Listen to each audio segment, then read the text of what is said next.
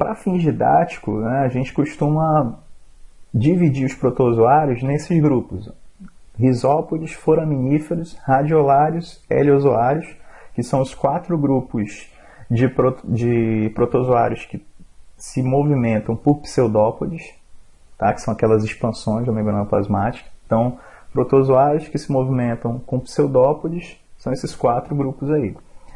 Aí depois vem os ciliados, os flagelados e os esporozoários. Ciliado e flagelado nem preciso, né, dizer porquê desse nome. Esporozoário são aqueles que não têm estruturas fixas de locomoção. Tá? Aqui alguns exemplos, né, de risópode, ameba, né, foraminífero, você tem aí alguns micro-organismos com carapaça de cálcio, né, carbonato de cálcio. Os radiolários, né, tem um esqueleto de sílica interior. Os heliozoários têm uma cápsula externa, né, que você está vendo aí, né. Os ciliados, tem uma membrana plasmática toda recoberta aí por cílios. Os flagelados, né, pode ter um ou um tufo, né, ou centenas ali de flagelos ao redor ali da sua estrutura, né, da sua célula. Aí você vê um exemplo, né, de esporozoário, né, que é o plasmódio, que é o causador da malária. Muito bem. Com relação aqueles que têm pseudópodes, né, como eu falei, né, você tem os risópodes, radiolários, heliozoários e foraminíferos. Entre os ciliados a gente vê aí o paramécio, né, e o balantídeo coli, né, que é o parasita. E uma característica dos ciliados é a presença de cílios ao longo de toda a célula, de todo o perímetro da célula. E uma característica interessante de vários ciliados é a presença de um sistema para captura de alimento que tem uma citofaringe, né, tem um sulco oral aqui, né, que seria o citóstoma, né, especializado na captura de alimento, ok? Presente em vários ciliados. Dos flagelados, né, quais são os exemplos aí de flagelado? Aí você tem o tricomonas, né, tricomonas vaginalis, né, que é o causador da tricomoníase. Tripanossomas, né, todos os tripanossomatídeos são flagelados. Giardia lamblia também é um flagelado.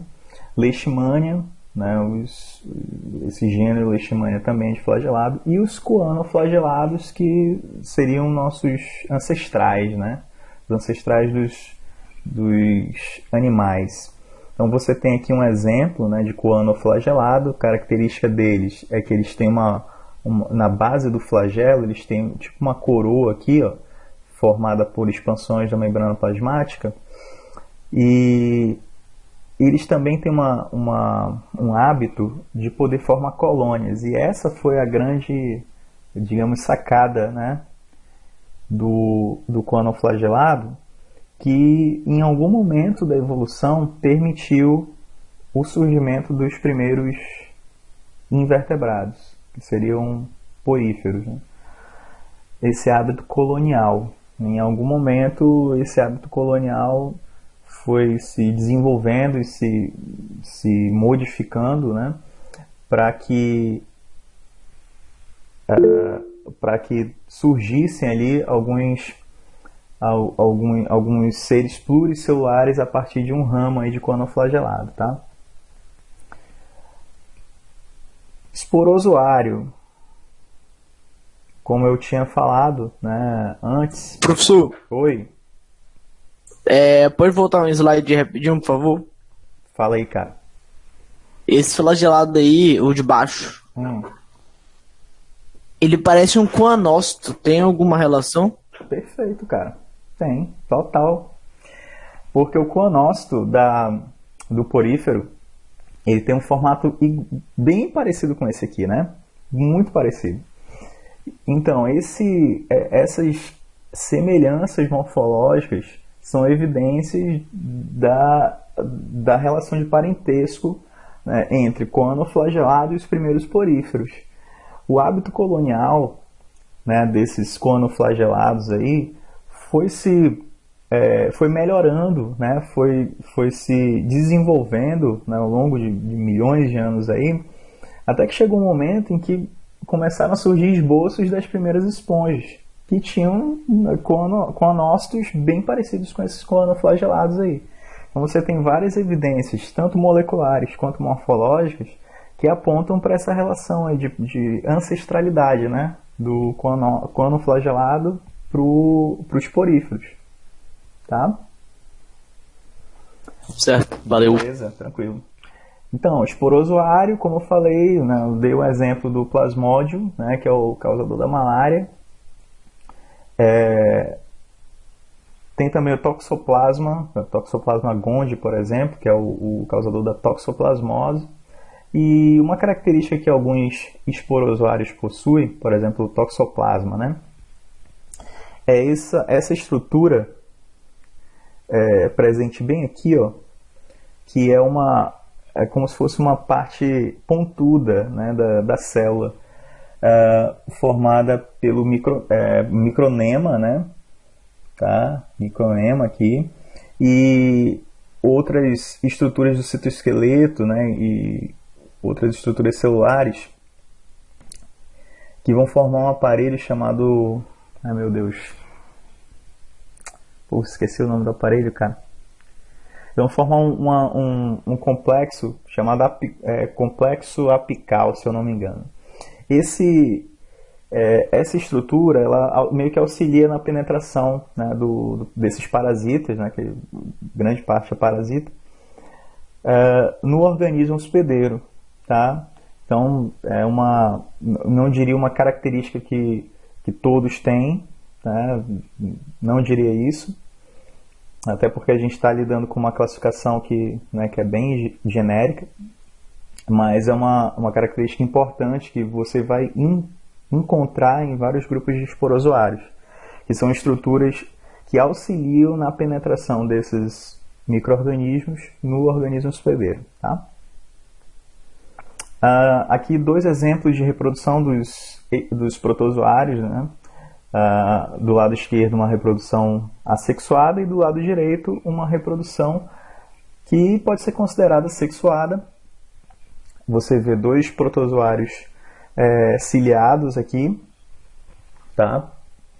E nesse caso esses protozoários eles apresentam dois núcleos, tá? Um macronúcleo e um micronúcleo. E aí você observa o que está acontecendo com o micronúcleo aqui, ó. Eles estão fazendo uma mitose aqui dentro, né? Só envolvendo os micronúcleos. E esses micronúcleos, mitose não, meiose, desculpa. Esses micronúcleos aqui que surgem, eles vão ser trocados entre os dois micro-organismos. Aí ocorre uma degeneração aqui, né? Aí eles vão trocar, eles vão fazer a mitose depois. Essa meiose aqui ocorre para garantir uma certa variabilidade genética, né, pelo crossing over. Aí depois eles degeneram esses que surgem aqui, né, depois fazem uma mitose. Essa mitose ela vai produzir dois micronúcleos em cada célula que vão ser trocados. Cada um troca um, passa um para o outro, por conjugação. E depois, né, eles seguem a vida deles aqui com esses micronúcleos já foram transferidos de outra célula. Então esse é um exemplo de transferência gênica, né, horizontal, que é considerado, né, uma forma de ciclo sexuado aí dos protozoários, tá bom? Para a importância dos protistas, né? Comentei da maré vermelha, né, no caso dos ginoflagelados, tá? Que ocorre em resposta a um excesso, né, de nutrientes que acaba provocando a superpopulação desses micro-organismos. Outros exemplos que eu também comentei foi na indústria alimentícia, né, tanto na questão do sushi, né, quanto no agar, né, como espessante de alimento, enfim. E na importância ecológica também comentei, né, são organismos produtores, né, de biomassa e tem uma importância enorme, né, para o equilíbrio da biosfera. Importância na agricultura, tá, como fonte de adubo, tá? Por quê? Porque fornecem material rico em sais minerais, né, para as plantações.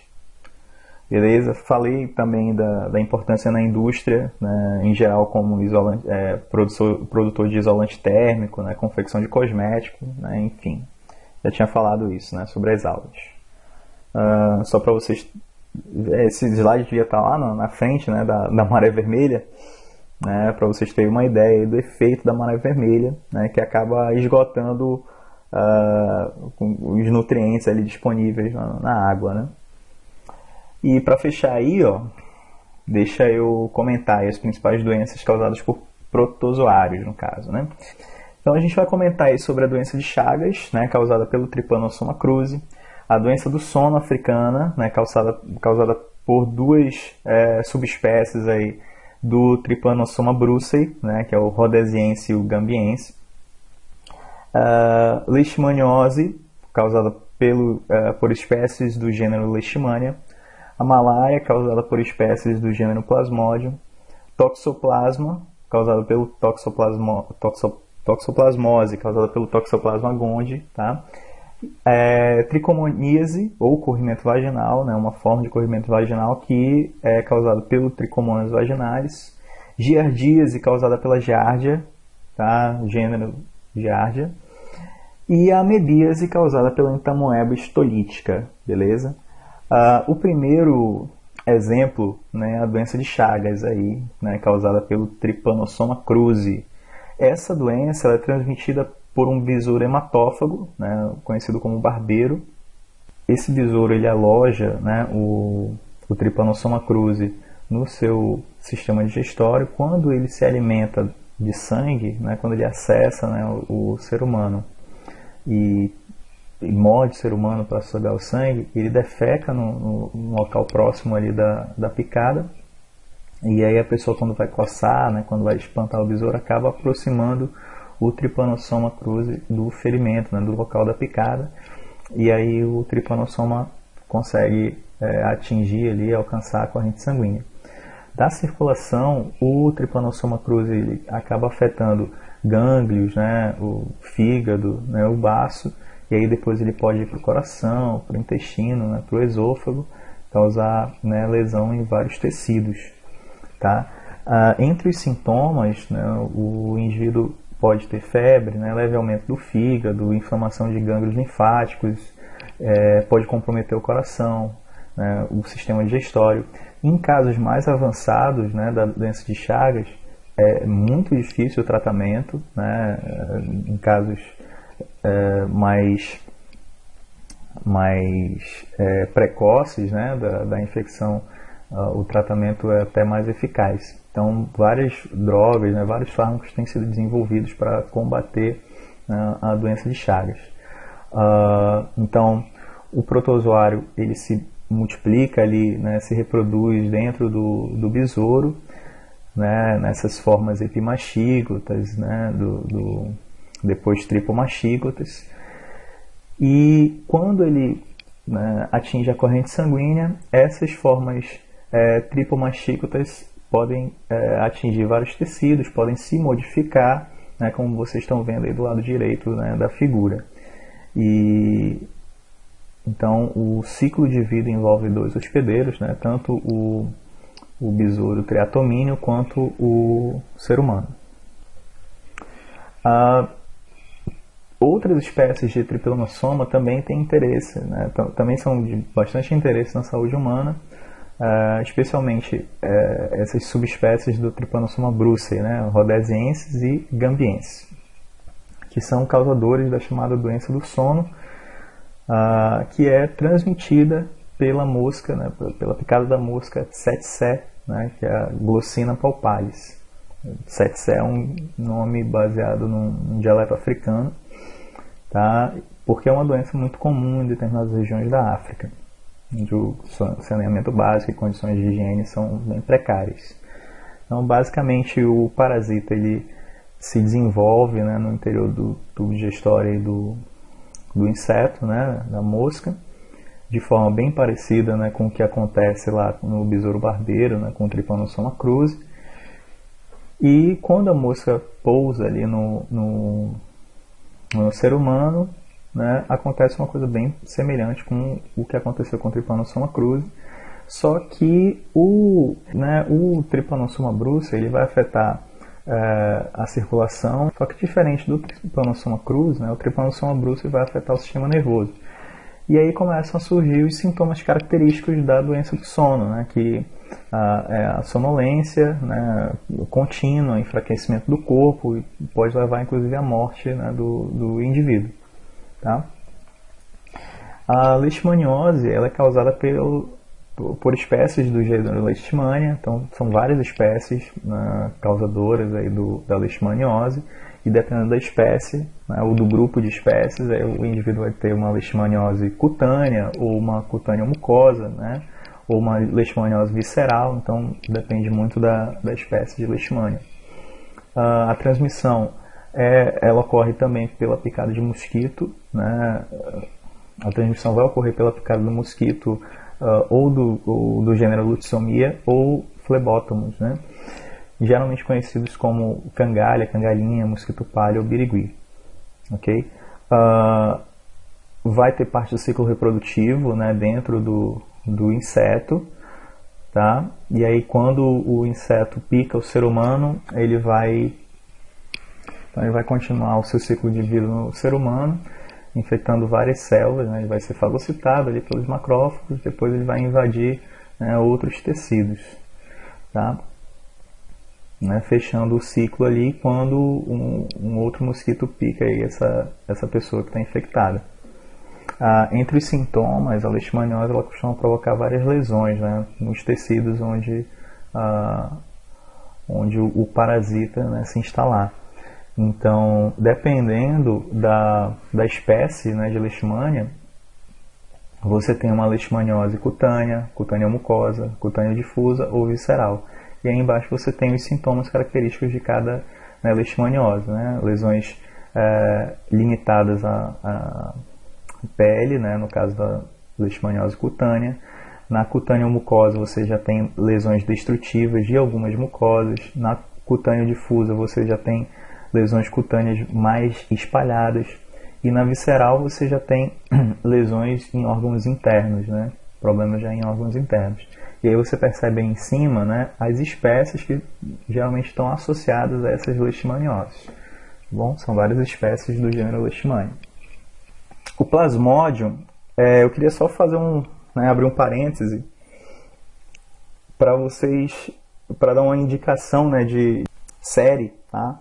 Que é a Seleção Artificial, né? Uma série da Netflix que aborda o tema da edição gênica. E dentro dessa série, eles falam sobre o Plasmodium e uma estratégia, né, que um grupo italiano está tentando aplicar, né, em algumas populações da África, que é soltar na natureza indivíduos, mosquitos, né, geneticamente modificados, que são incapazes de dar continuidade ao ciclo, né, reprodutivo, né, do parasita. Tá? Então você tem aí no Plasmodium, você tem no caso da malária, você tem algumas estratégias que estão sendo desenvolvidas usando a engenharia genética, a edição gênica, com mosquitos que são incapazes de dar continuidade ao ciclo do Plasmodium.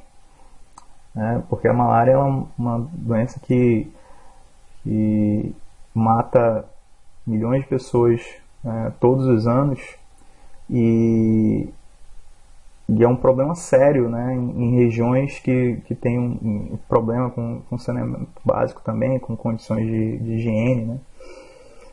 E esse grupo, né, italiano, esse grupo de pesquisa italiano, criou no laboratório um mosquito que tem características que, né, prejudicam o ciclo de vida do parasita, né.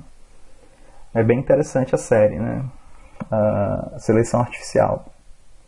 Então, dando continuidade aqui, a malária ela é provocada pelo plasmódio, né? Você tem o plasmódio vivax, plasmódio malari, plasmódio falciparum e plasmódio ovale. Com relação à transmissão, né? A malária é transmitida pela picada do mosquito Anopheles, né? E você tem várias espécies ali dentro do gênero que estão associadas à transmissão, né? Ele é conhecido como mosquito prego. Também pode ser transmitida pela transfusão sanguínea, uso de seringa, agulha contaminada da mãe para o bebê também. E entre os sintomas, costuma-se sentir ali calafrio, né, calor, suor, febre em horários específicos. Isso inclusive é um parâmetro para diferenciar a malária provocada por determinados tipos de plasmódio, tá bom? Além disso tem vômito, diarreia, hipoglicemia, etc. Então, o parasita ele vai ser transmitido, né, para a corrente sanguínea pela picada do mosquito. E dentro do organismo, ele vai cair na corrente sanguínea, vai usar o fígado para se reproduzir, e ele tem um ciclo de vida que é bem rítmico, né, dentro do fígado. E esse ritmo, né, no momento em que ele eclode, né, na corrente sanguínea ali do fígado, ele acaba gerando uma resposta imunológica que vai caracterizar a febre em momentos, né, em intervalos, né, meio característicos.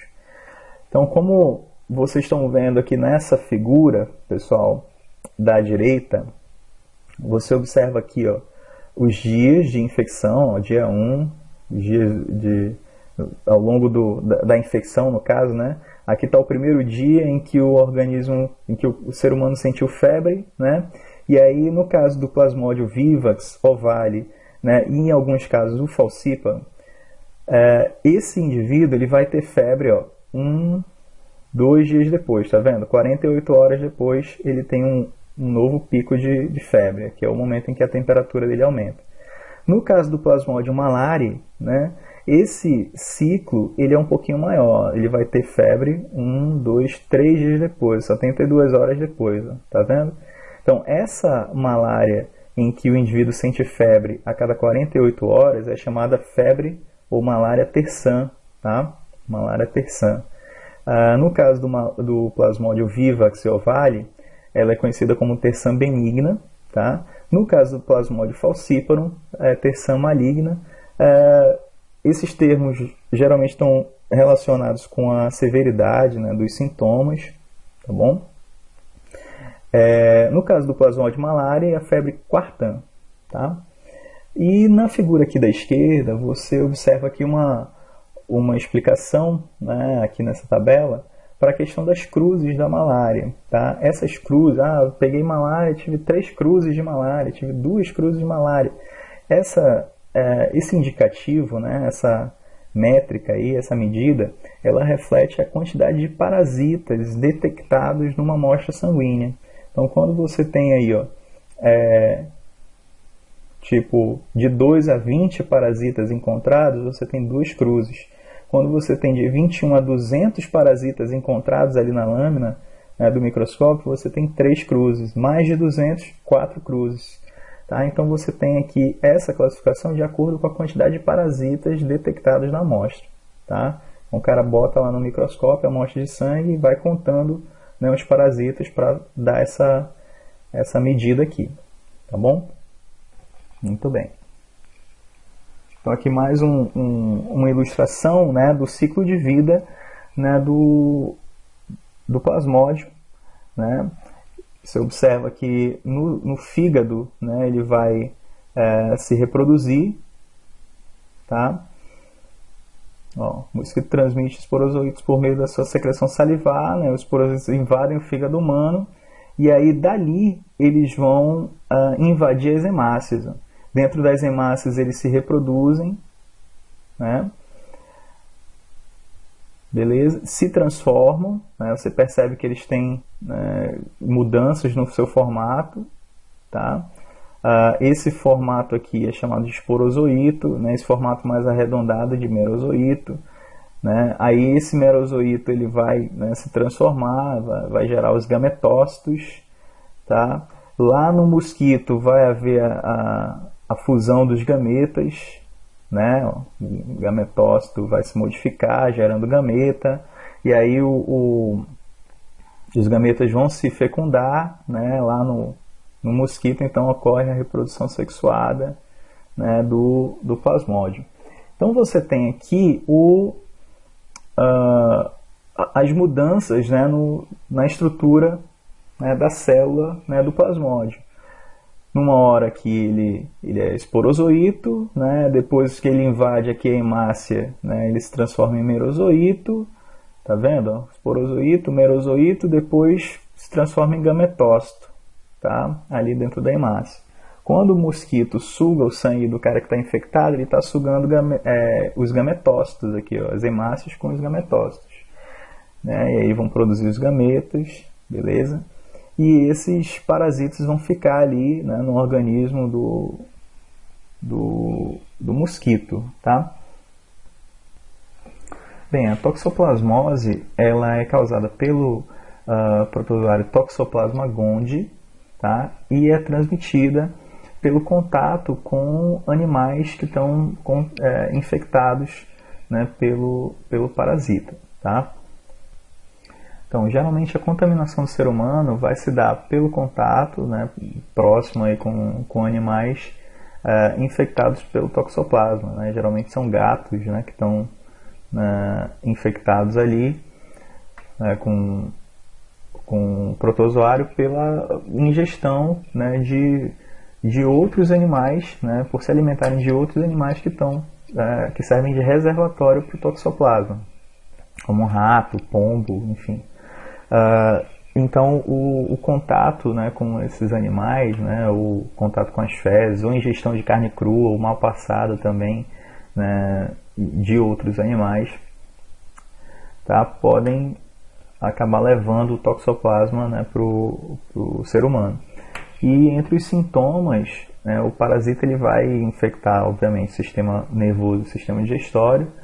E no caso de uma mulher grávida, por exemplo, infectada, né, o toxoplasma pode comprometer seriamente o desenvolvimento do bebê, né, pode causar cegueira, né, no feto, por exemplo, e causar sérios problemas aí para a gestação. Tá? Trichomonas vaginalis é o causador da tricomoníase, né, que é uma infecção sexualmente transmissível, beleza?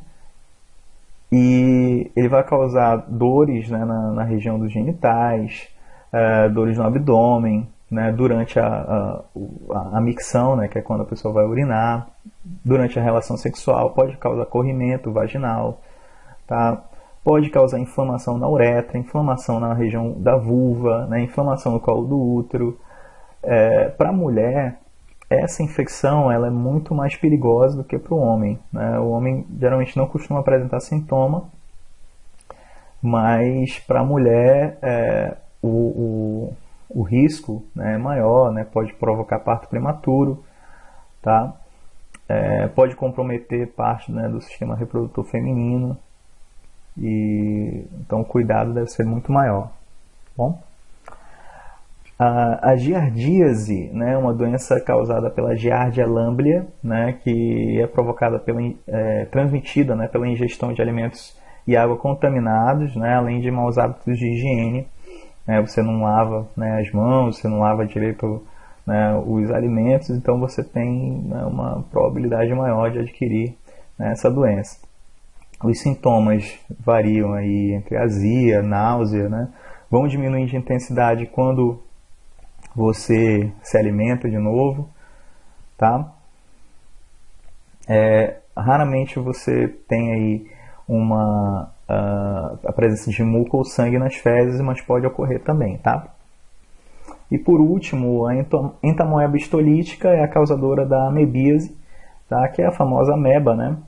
Transmitida pela ingestão de alimentos e água contaminados, maus hábitos de higiene, tá bom? E entre os sintomas você tem, né, cólicas, náuseas, vômito, são sintomas parecidos com a giardíase, tá? Mas você tem também emagrecimento, você tem cansaço muscular, né, no caso da amebíase. Ok? Então, o ciclo de vida tanto da amebíase, né, quanto da giardíase são ciclos bem semelhantes. Tá? Muito bem. Pessoal, bem, o que eu tinha para falar, né, sobre protista, né, na verdade era uma revisão, né, de conteúdo, era isso.